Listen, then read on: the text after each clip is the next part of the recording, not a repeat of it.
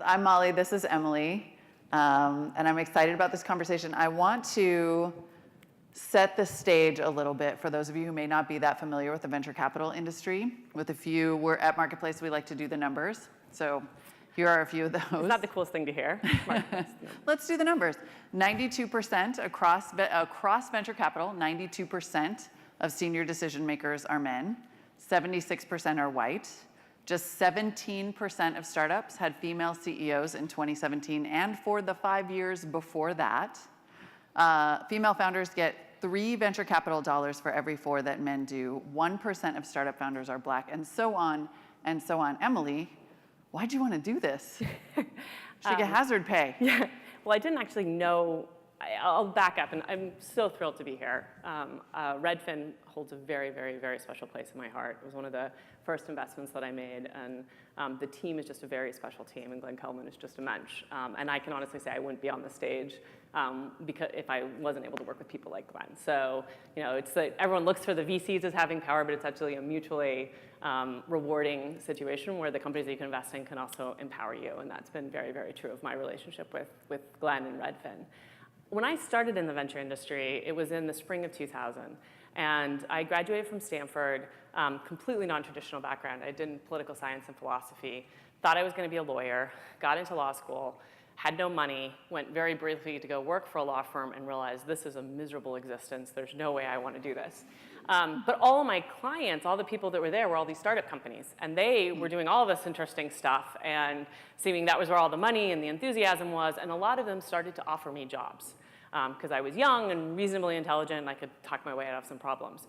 So both my parents grew up in farms in Utah. I didn't have a lot of people that I could speak to in terms of how to try to really understand and assess the quality of what companies I should actually consider joining. And I remember one of the CEOs I was speaking to offered me a huge sum of money at the time. It was more money than I thought that I deserved or understood. And I was like, well, what are your profits? And they're like, well, we don't make profits. I was like, well, what are your revenues then? I'm like, well, we don't make revenue. And they're like, how do you get the money to pay me? They said, well, the venture capitalists give us the money to build this product. And I was like, well, I should go talk to them. This is literally how naive I was. So I sent emails out to a number of investors, many of whom were on the boards of some of the companies that I was considering joining. And one of those partners actually responded, who's one of the founders of DFJ. And I sat in and started asking questions about this particular company and the industry in general. And about 30 minutes in, he said, those are really good questions. Why don't you come and do this for me? So that was how I started in the venture industry. Yeah. And I think it does speak to the fact that it wasn't it was more of a stumbling into it. And I think you see a lot of people who get to levels of success, at least at where I am in my career, because of those kinds of fortuitous circumstances, because there wasn't a lot of opportunity or direction that it was something that was actually openly available. And there were a lot of challenges along the way in terms of being able, once I got in, having people take me seriously, not actually think I was just an assistant, not understand what role I had to play. Those were all things that I then embraced and attacked, but I didn't actually choose the industry. I kind of just stumbled into it. Yeah. I want to talk more about your journey, but first talk to us about venture capital and the industry, because I think it is a bit of a black box. Many people, it seems, break into it sort of by accident or yeah, because of someone that they know. And so, once you got there, did you start to realize, wow, this is really insular? I, like Emily Chang, am often the only woman in a room full of 20 men. Oh yeah, for the vast majority of the first kind of 10 years of my career, I was not only the only woman, it was just presumed that I was actually not an investor. Like it was, presumed that I was there taking notes for someone, and so I had to overcome a lot of those.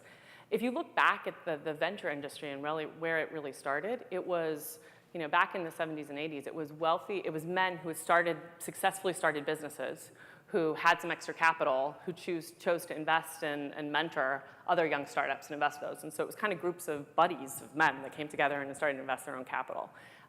It changed when pension funds and other entities were able to actually invest in it as an asset class. And so it started to become more of a professionalized group. And with the first bubble, the first kind of momentum around 2000, you started to see more and more funds get raised. It's hard to say what is venture capital because it's always changing. When I joined, it's very different than it was today than it is today. But fundamentally, it's about risk capital. It's about taking people giving us capital. Oftentimes, those are teacher pension funds or other endowments of universities that invest in firms like mine And we go and look and say, where are there unmet needs? Where are there opportunities where mostly technology-driven solutions can be disruptive and create outsized returns and really disrupt industries. And so that's where we look to kind of find those opportunities and deploy capital. And I also think of venture, unlike private equity or other kinds of investing, and I caution because now there's so much capital moving into venture, capital is starting to change. But we're really looking for leverage. And what I mean by that is there's something unique about the approach that the company is taking that they get to compete with others who have, who have more capital or others who have a bigger footprint. What is it? There's some technology shift, some consumer shift, some other kind of momentum or why now moment where a very small team of people with a really unique solution can go and actually attack a much larger industry. And that's where, that's where we have to come together and try to find those opportunities. And I feel like the reason it's so important to talk about venture capital and to talk about the culture and the decisions that get made and by whom and how is because you're picking winners on some level, right? Like at some point, Travis Kalanick only gets to be who Travis is because venture capitalists believed in his disruptive potential and the outsized returns that he represented, and we're okay with kind of everything else. I think there's a couple of things in that statement that I think are really important. And one of the comments that I've heard over and over again that I think is really important is it's really hard to be what you can't see, right? And it's just been so empowering in this last year with Stitch Fix and other companies going public where you started to see women who built their own businesses on their own terms, standing behind podiums with their children, successfully taking companies public. But that's been really hard. And you do have people who are looking to patterns and looking to analogies and what's worked in the past. And so it's really important to have more success stories, not only because that helps investors and others make the right decision, but more importantly, encourages women, like people in this room, to know that you too can do it. Because everyone wants to break the mold, but it's a hell of a lot easier if you don't have to be the first person to do everything, right? If people recognize that there's a path and opportunity and you can be just as successful as someone else. So I think it's really important to have those success stories. The other thing is what we spoke about is the great man myth, or this ability to, one of the things where I think the industry, particularly recently, has gone really kind of awry, is that if you're successful enough, we'll look the other way, right? That as long, it's almost like everyone's looking at it as a net equation, right? As long as the value is big enough, then the detractions, we'll let that work itself out. And putting so much of a success of an organization on the shoulders of one individual person who's often a man, which then reinforces the argument that they can do no wrong. But what really happens, and I invest in companies, and even thinking about the early days of Redfin, Glenn was phenomenal. But the dinner that we went and talked before signing the term sheet, it was 3 individuals who worked together as a team, and each of them played an unbelievably critical role in the early days of that company. So I say we invest in companies, but companies are built by people. They're not built by a person. They're built by a team of people that come together. And so I think it would behoove us all to not just to break down that kind of bad behavior loop by actually embracing and empowering and recognizing that a lot of these efforts come from a lot of people, many of whom are people like that are in this room that may not always be on the cover of the magazines themselves. How do you shake that mentality? Because it is so much part of the Silicon Valley mythology in particular, right? The idea that it's like a man or a woman, honestly, an Elizabeth Holmes even, let's say, as another example, like just a PowerPoint in a dream, by God, Yeah. And we love that story. I came, well, it's everybody has that. It's kind of the American dream. I came to America with a quarter in my pocket, and then I built a railroad, and now I graduated with nothing but my computer and this idea, and now I'm a CEO of a billion-dollar company. I think honestly, it's a responsibility of both of ours, right? So as much as it is the investors recognizing it, it's also the press has to be more willing to show that nuance and discuss it. I recently had the privilege of one of the groups that I'm working on to be on a cover of a magazine, and what was fascinating to me is we're trying to be as inclusive as possible and get as many people as we could on.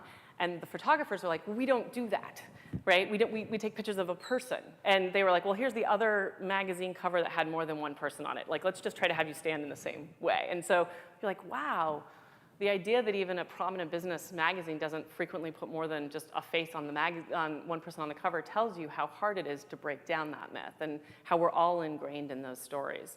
But I think, looking what Redfin has done and other companies elevating and having these kind of opportunities where Bridget speaks, having these kind of opportunities where other senior executives start to actually put themselves out there, what Sheryl Sandberg has done in the organization, being synonymous with Facebook in the same way as Zuckerberg. I think all of those actions are really important. Yeah. All right, so talk to us about some success stories. You just alluded to the magazine cover and All Raise, and I know you've been involved in very specific efforts to diversify where this money goes, right? Yeah, and it's all very early, but I think one of the themes and one of the things I was so excited to be here today is, like Bridget said, you can kind of complain, but it only gets you to a certain point. Like, you feel good for a moment, and then it's then what? And I think there's a group of women in the industry, some of us who've been in there for a longer period of time, some more recent entrants, that given a lot of the activities of what we were seeing happening over the last 18 months, last fall, just said, let's get together and have a dinner. And what we realized was very quickly that just complaining wasn't sufficient anymore, and that we all really feel that it was a time to actually do something more specific and a call to action, and how can we actually drive change? And what are the key things that we wanted to be held accountable for? And so that's like having your OKRs for every single organization. And what is it that we, as investors in the venture capital ecosystem, where do we have power? What are the things that we can influence? Should we define OKRs? Should we back up? Oh, sorry. What are the key initiatives? What are the key things that you hold yourself accountable for? Your goals that you put out there and that you track on a regular basis. And the two main overarching goals that we came up with, that kind of iterated over a couple of months of discussions, were increasing the number of women at the GP level in venture capital firms, and increasing the number of women that get funded by venture capital firms. And there's a whole variety of initiatives that are flowing out of those. A lot of it, one of the big challenges, as you realize, is you can say that, but you have to have data. And so one of the big efforts that's been happening over the last couple of months is just going and trying to actually gather the data so we know where we're starting and to understand where we need to go. So it was a free time activity. It was evenings and weekends. It was a labor of love. We're professionalizing it more and more and looking to bring on people who would actually do it as their full-time job. But I think it's really important that we're just in the early innings of what that will be. Yeah. But we're really, really excited about some of the momentum and some of the recognition that we're starting to see. And how many people are embracing it, not just other women in the industry as a whole, but a number of the male partners who are also really, really enthusiastic and are there to help. GP, we should say general partner. Sorry, general partner. I'm using the and it's acronym. It's an opportunity for a number, so I'm happy about it because it's what, 9%? Yeah, it's actually, so I don't know if it's actually less than that. Oh, because we have a challenge with title inflation, like what's actually like a real partner and what equity they have. But yes, it's still a very small number. There's a lot of work to do. The other thing that's really challenging, just as we think through it, is organizations like Redfin or others are growing rapidly and are hiring, and so there's a lot of opportunity to be able to iterate and make changes and see that play out over time. Venture capital firms, like individuals, tend to do that for decades, and particularly in the partnership level, they tend to turn over infrequently. Right, one every couple of years at best. So if you actually just play out the numbers and look, if we want to actually get 50-50, that's that other than forcing everyone to retire, that's a couple of decade problem. And so we had to kind of think, how do we make the steps, the short-term steps that are necessary. Some women are getting there. We're making sure, we're also trying to set up programs, and one of the areas that I'm most excited about and engaged around is mentorship. Yep. So if you can hire women, but that's just being there alone is not sufficient. Like, how do we make sure that the women that are being hired at all levels in the organizations are given the tools and the mentorship to make sure that they're going to be able to be successful and be able to, because ultimately we are investors. We are held accountable. There is a way of actually evaluating if we're successful. There's numbers. And so we want to ensure that, as many women that are being hired, that they're given the tools to make sure that they can actually put those numbers up. There are, because like you said, there's so much capital now, there's so many people want to give people money in order to invest, that there are a lot of smaller funds popping up. And so excited people are going out and they're fundraising to create a fund to invest specifically in women of color or people of color or women or just diverse founders overall, because they feel like there's money to be made. Have you ever considered that route, or do you feel like you can make more change from within a well-known and well-funded firm like DFJ? I think everybody has a role to play. So I think those funds are extremely important. And it's also where you're playing around the life cycle of a company. right? So there's the seed stage or the earliest formation stage where people are just looking for someone to believe an idea and it's not as much of that capital kind of leverage, but it's, making sure that they can actually feel like there's an audience and there's capital that doesn't have the same biases as maybe, a lot of the other sources of capital. Where my personal passion is in the Series A. It's usually when a company has raised some capital, but there's still, you're just at that intersection where it's really at the inflection point where you're trying to hire a team, you're trying to expand the go-to-market. And that's where my sweet spot is, and that tends to be best addressed as part of a larger firm and one that actually has. Right? I need more money. Yep. I need to be in an ecosystem. I'm taking board seats. I don't work with many companies, so I'm very, very hands-on and involved. Yeah.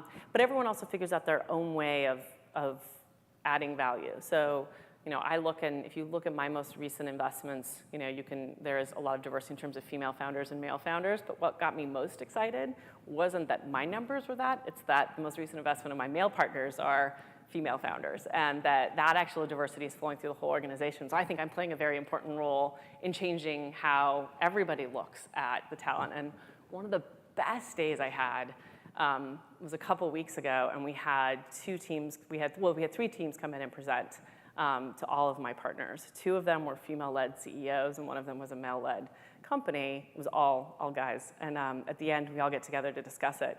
And I didn't say anything, and one of my partners was like, "Are you noticing that all the women teams are much stronger? Like, what's going on?" And I was like, it gets to be you to say that, right? But I think they get more exposure, and they care about these issues, but they're also capitalists. They want to make money, and they want to invest in the best people. Yeah. And it's awesome that women are coming in and getting that kind of recognition from not just me, but also from my male colleagues. I think that's really important to drive the industry, because even when we make that 8% or 9%, 20%, where I think we're going to see more of the change is in founders and in women in companies in positions of power, which means I need to have my male colleagues actually step up their investing more broadly. Yeah, Christine Herron from the Intel Capital Diversity Fund talks about how one of the challenges for her is convincing people in some ways that this investing is not concessionary, that you're not investing in a woman just because it's a woman and leaving money on the table, but that in fact discrimination is bad capitalism. Yeah. Like, how often do you feel like, if at all, hopefully not, but do you feel like you have to make that sell? Do you feel like you have to convince people that that's the case? I don't, because that's one of the things. It's not my mandate. My mandate to my limited partners and externally is to invest in the best companies that I can find in the sectors where I am spending time. It just happens to be that because of my network and because of who I am, I get exposure to more of the female founders that are in that. I happen to think they also are the best investments that I'm seeing, which is why I'm making that. And I do think it isn't concessionary, but like venture capital, the word capital is in there. And it is really important to recognize that the way that the industry changes, you and I were talking about it, shame only gets you so far. The most powerful tool to transform an industry is greed. And so if people recognize there is money here, and there is money here because these people are out, this group of individuals is actually creating better companies or seeing the world differently and creating solutions that are necessary. Groups of people are able to actually recruit better talent, right? If you look at one of the finite resources, it's people in this room. It's being able to get really talented, particularly engineers, to join companies. And if diverse teams are going to be more attractive and people vote with their feet, those companies are going to be more successful than other companies. So I feel I really want to align incentives in a way that it's not just something that's important, but we can point to the results and say, this is actually making more money. These companies are performing better, therefore everybody should actually be investing in them. It's funny because I'm hearing you say all this and it sounds great. I'm more pocket. And it is great, and you are great. And yet there are well-documented concerns about this industry. Oh, yeah. So all the way to the point where they really hit home at DFJ, and this is something that you're having to, this is no longer abstract at DFJ. Yep. Because one of the named partners was ousted, in case you did not hear this story. And so this is the question you didn't want me to ask, but what did that, was it abstract to you until then? How did you feel about that? How did you respond to that? No, I mean, I think, no, it's not been abstract, and we can talk about, personal experiences in terms of my own ability to win deals and being recognized, in terms of the experiences I saw in companies and female friends and female founders, and then also experiencing what it is, at a firm and having to actually have these tough decisions internally. I am actually grateful you asked the question because it is a unique opportunity to get to say something publicly, which is, it was a really challenging situation, but I also am very proud of my firm. I'm very proud of my partners, and I'm very proud of the process that we ran.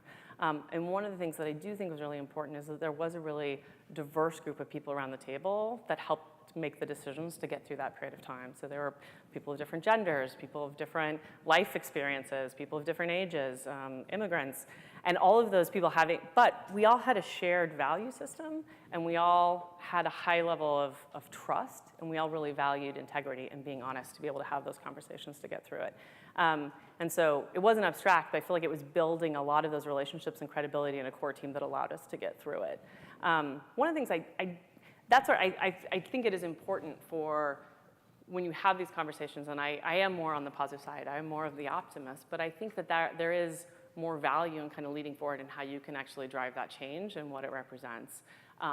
And for all of individuals here, when you're looking to join a company or you're looking to start a company, recognizing that the individuals that are actually in the room making the decisions, it is important to have that diversity of thought. It is important to have a number of people that you really, really trust and that there are shared values. And not just having it be abstract or what people put on the website, but what they actually do.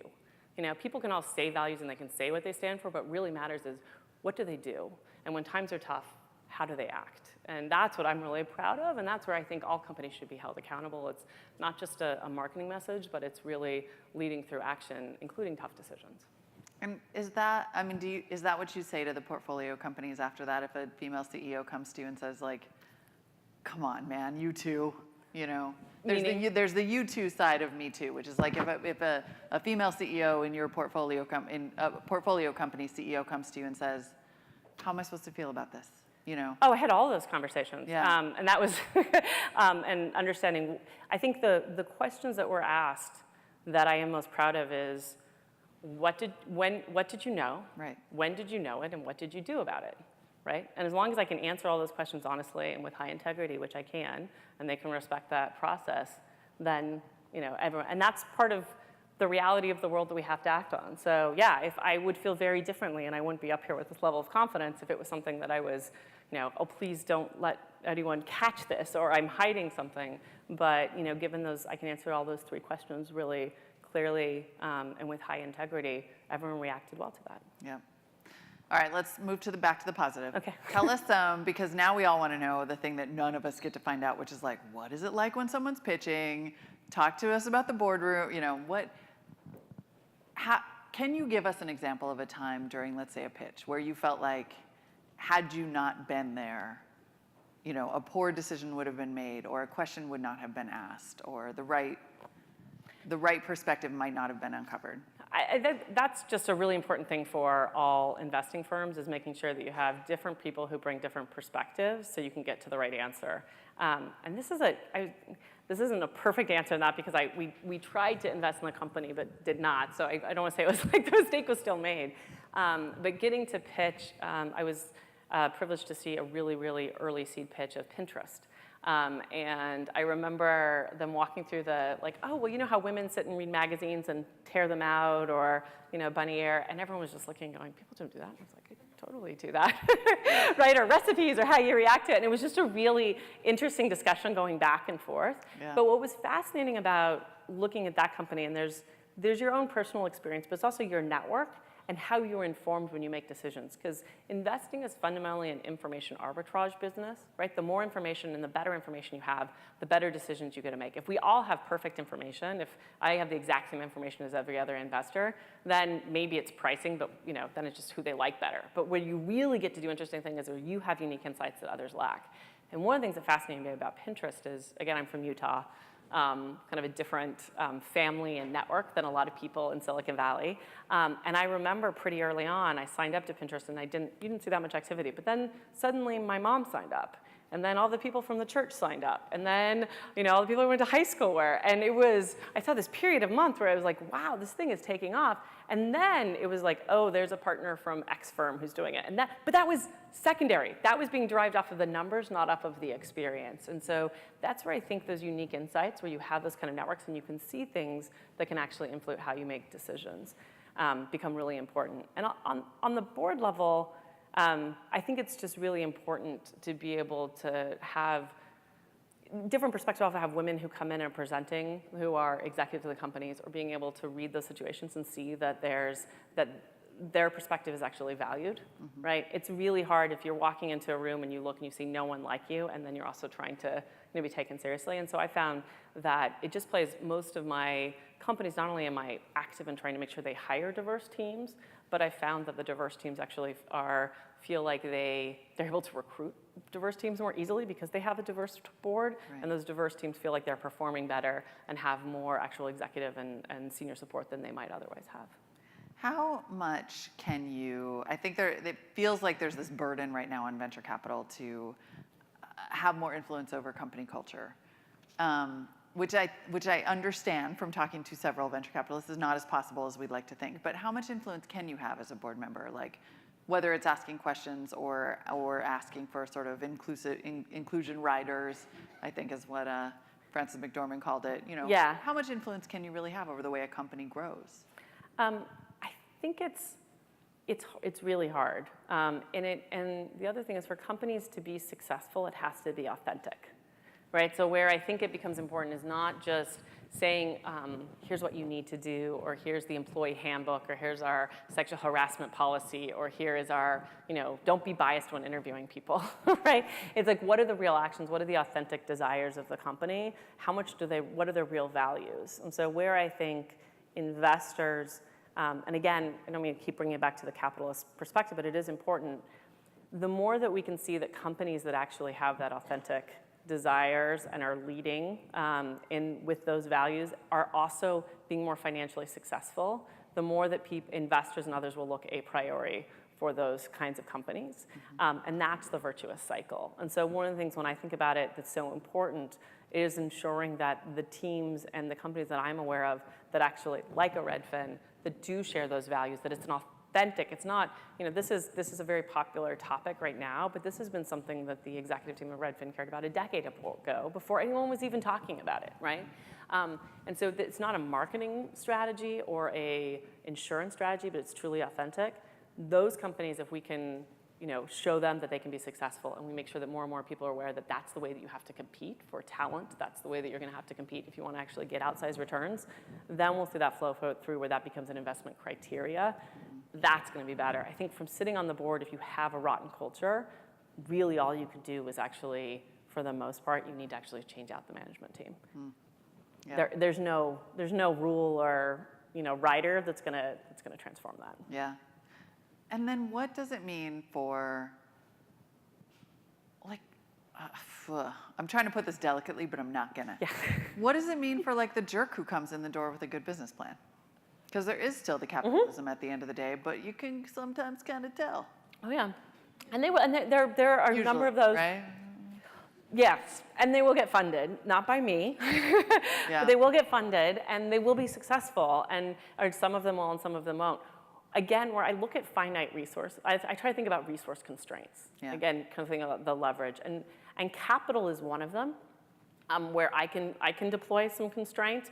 But to be honest, a lot of people have had a lot of success with jerks, and I even spoke to a friend at a firm who said they actually went through an exercise where they realized they had lost a ton of money because they actually had a policy against not investing in some of these people, and realized it was like they were trying to be more open to investing in jerks because they had left money on the table. So it is, I was like, that's like the worst thing I've heard. No question though, it's a real thing. It takes a certain true. personality to do the stuff it takes to build, There, not always, but. It doesn't, there are lots of different ways to be successful.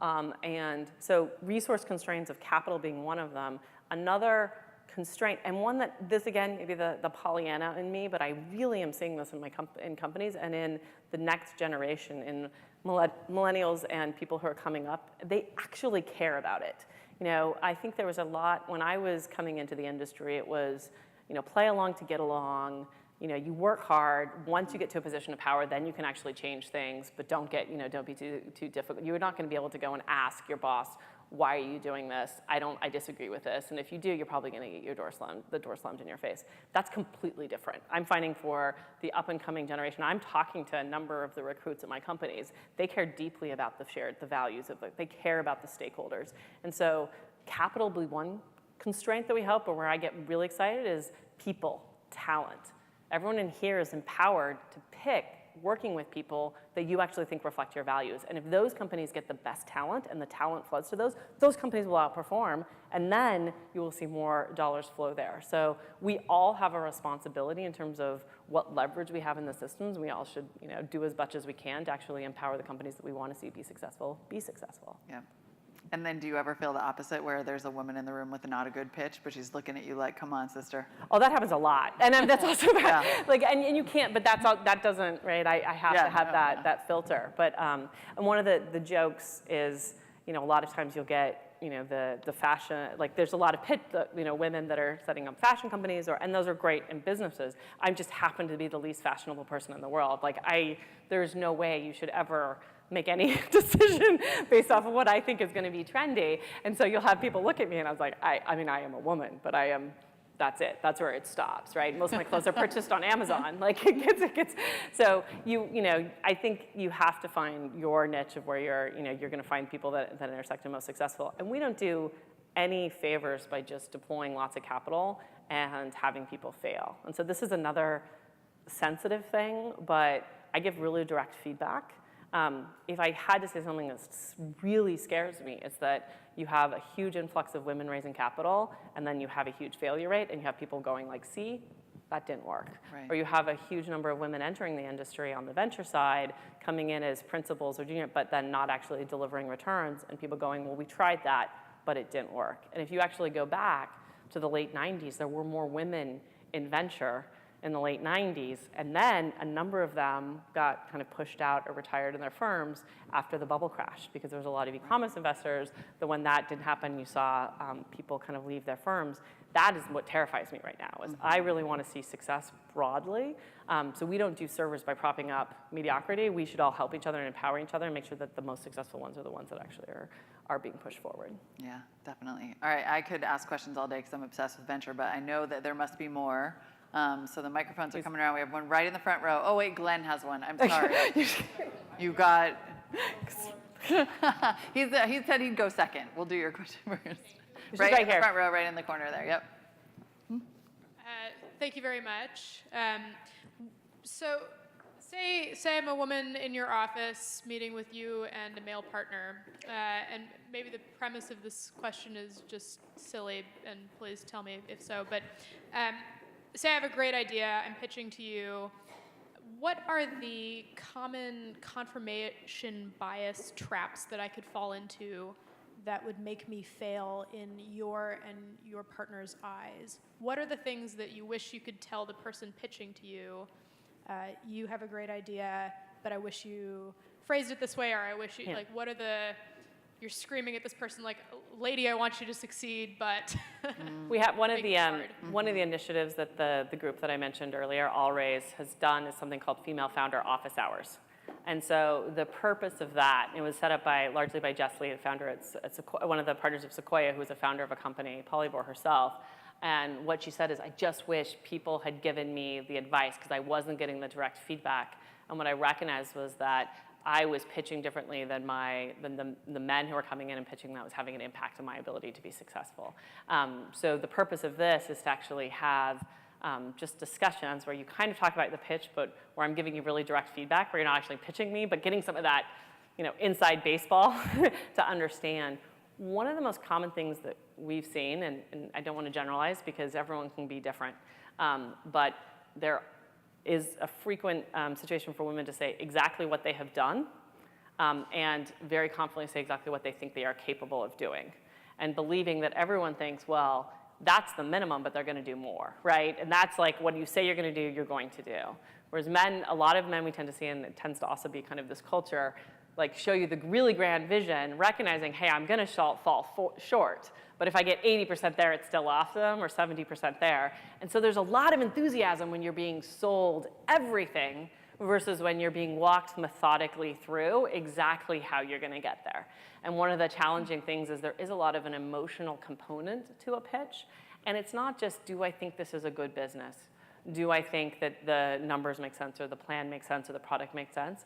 It's, is this the kind of person who's going to be able to get a lot of people to join the company? Is this the kind of person who's going to be able to sell this vision even when everything is falling apart and they actually don't? Is this the kind of person who's going to be able to get additional capital after I've invested in it? So I think that mixture of being honest and true to yourself, but ensuring that you're really, the enthusiasm that you would show to a recruit or to someone that you're trying to bring on is also how you actually treat the investor, is one of the big feedbacks I typically give females. And the resource you just mentioned, the Female founder office hours. So it's a horribly long name. If you go to just all raise, just all and then raise, like raise your hand, raise capital, there's a link to it. And we've actually just set it out now so you can apply. And that we had it where we were trying to do in-person meetings, but that wasn't scaling really efficiently. And so now I actually just did one today, a 30-minute call with a team that was out of London that was pitching me over video conference. And so they gave me their pitch beforehand, and I said, what are the main questions that you have? And here's how you need to change your pitch. And you know, it was really efficient. So there's a way of actually applying on that all raise to be able to actually do a virtual consult with one of the women of the team. Great. Glenn, I think you have a question. All right, it's not a question, it's a comment. I can't help myself. I said I was only going to watch. I watched this one. I watched the one last year. I didn't say anything. I promised I'd just listen. But here's the comment. I have never been more proud of DFJ than the day you fired Steve Jurvetson. I was one of the CEOs who got that call. Glenn's going It is there. not a negative event that the firm took action immediately. And we are not talking about on a junior person. We are talking about a name on the door was walked out the door. And I felt so proud of DFJ. And I don't think Emily gets much credit, but she is basically running DFJ, one of the most storied, well-funded venture firms in the United States. And just as she talked about two different narratives, there's one narrative that said, well, now they can never succeed without Steve. I'd put more money into DFJ right now, which means that if you have a great idea, if you have a friend with a great idea, you need to send it to DFJ, because that firm did the right thing, and we want to reward firms who did the right thing. That's it. I'm done. Nice. Good job, Glenn. Good job. Also, we are going to have an epic gossip session after this. Wow. More questions? Hi, my name is Lee. My question goes back to that sensitive subject of, you know, how do you manage the jerk in the room? I have grown up in the tech industry and had mixed experiences and have sought feedback from peers at my level and above. But I'm curious today, when you've been in those situations where that jerk is in the room, what are some techniques for handling it and leaving with a positive? Yeah, I think it is important. One of the things that really resonated with me over the last kind of 12 to 18 months was when Sheryl Sandberg talked about the culture of complicity, right? And what responsibility we all have. And there's one thing in thinking of it not just as like how it's impacting me, right, in this particular situation, but also how do I transform this to ensure that it doesn't happen to anyone else? And that was one thing that I really started to think broadly about, looking over, you know, the 18 years in the venture industry, is all the times I didn't say anything, how did that actually potentially have longer term consequences? So I think it is really important to actually speak up and to say, you know, that's inappropriate and here's why. There's a way of doing it that isn't shaming, that's factual. And there's a way of doing that is still then making eye contact, being able to be positive about it, that I think is really important. And I've had a number, it's been shocking to me how many people, because of the unique situation, wanted to speak to me and say, you know, this is something that I did, is this wrong, right? And I think a lot of people just didn't know. The rules are changing pretty quickly, and they're trying to figure out, you know, they're being applied retroactively, and people are saying, what do I need? And we need to be, you know, we need to be open to having those conversations and saying, here's what's acceptable, here's why that hurts, here's why this actually demeans me, here's how this makes me feel. And here's how it makes other people feel. I've also done it where it's not me. So men are coming to you and asking that? Oh yeah, Yeah. men are coming and saying, Yeah. hey, is this a problem? Like, Yeah. is this something, what should I do? Or this happened, is this something that, and I think we can all be those resources. I mean, there are jerks that you can call out, but there are also a whole slew of people who just don't know where you can actually move through that evolution. But I do think it's everyone's obligation now just to actually have that discussion. And they're not pleasant conversations, but they don't have to be bad either, right? Being direct and still being positive and looking people in the eye and not having it be a shaming moment, but a learning moment is how I kind of try to approach it. And I've had it, I love my current partners. I have great partners. Sometimes they have off days, right? Where they're just it's not a jerk in any of the extreme ways, but they're looking at their phone when they shouldn't be, or they're not paying attention. And I'll have someone leave the room and be like, you were a jerk, right? This is not appropriate. That individual who came in and pitched deserves your undivided attention. And you kind of get that, and then the moment they're like, yeah, you're right. Right? So I think it is important. And now we're in a cultural environment where we can say that. Right? I don't think there's as much negative ramifications if you actually speak up. So we should all feel that power. We have a couple in the middle. I saw 2 hands there. 2 little hands. Come on, kick them up. There you go. Where did they go? There you go. Hi.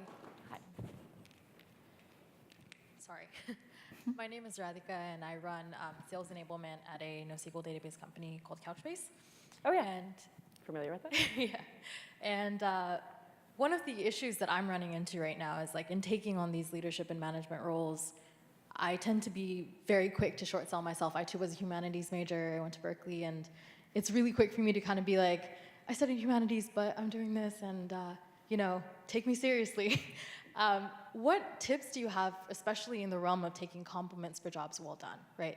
It was kind of touched upon earlier that when you do good work, that's how you reinforce your position, whether that's ageism or sexism or whatever, and combating that.